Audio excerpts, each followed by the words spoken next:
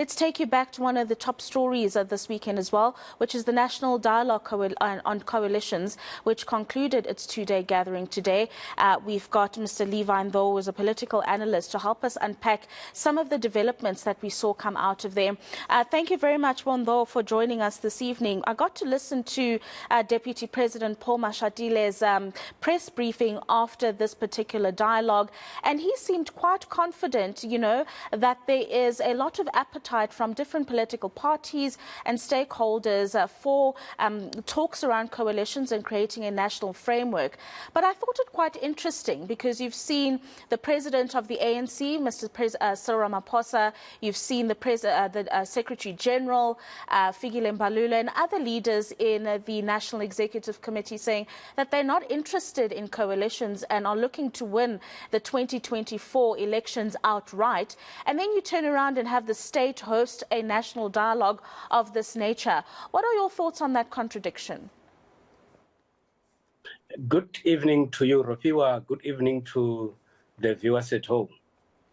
There could be a general concern, indeed it's there, relating to the instability that is caused by a coalition government, specifically in the metros in South Africa.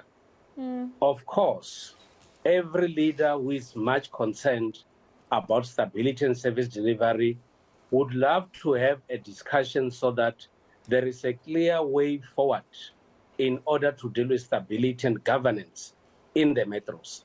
At the same time, all political parties, when they go to elections, they want to get an outright win because political parties in their own nature are ambitious and they want to take over government and run it.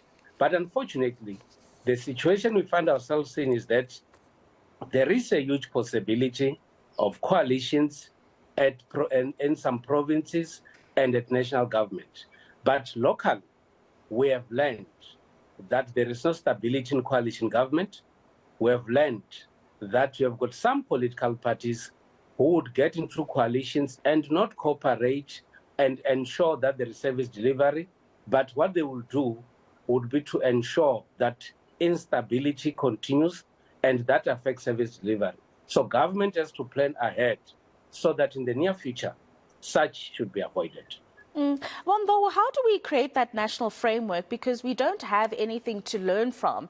Coalitions at local government level, have been dismal, to say the very least. So when we are developing a national framework on what a national coalition would look like with different stakeholders, what exactly does that look like, particularly when we pick up on the point of governance, which you just mentioned?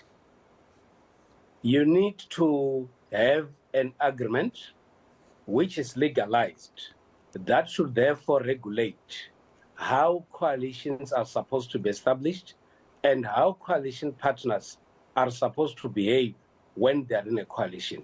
You need to have an agreement on the programs that government is supposed to develop, which should involve all those that are in coalition, and they should be open and transparent even to those that are outside the coalition.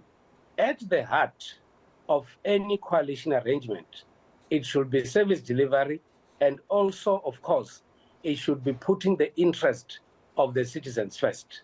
The disruptive nature of coalitions in the different metros in South Africa would require responsible politicians to plan ahead to ensure that we don't have that kind of a situation in the near future.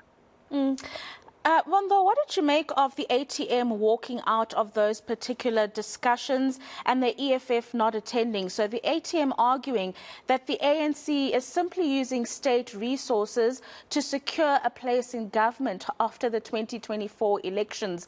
We don't know why the EFF chose not to attend, but already the pushback that a conversation of this nature was getting, albeit from relatively smaller players, is still quite important to note. It talks to the nature of polarization in South African politics. It talks about an element of mistrust amongst political parties.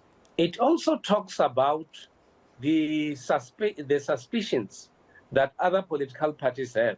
Look, coalitions arrangement had given smaller political parties some form of powers because they would determine who should be in charge of government.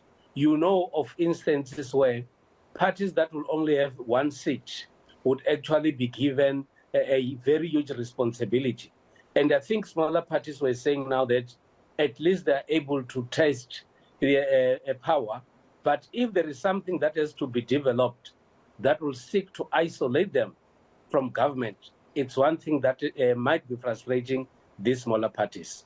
Another aspect that we need to look at is that the possibilities that we'll get the domination of the ANC and the DA in these discussions based on how they're represented in parliament. So other smaller parties would feel that their voice might not be listened to.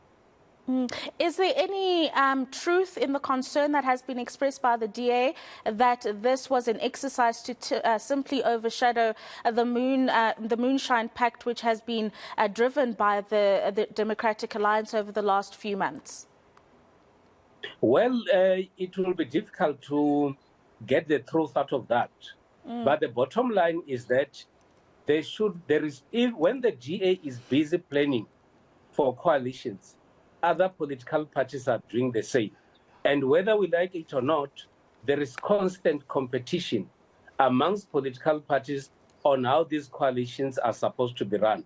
What we need to do is to support any initiative that will bring stability in the governance of South Africa. And at the same time, political parties are free to do whatever they do as long as it is in the best interest of South Africa.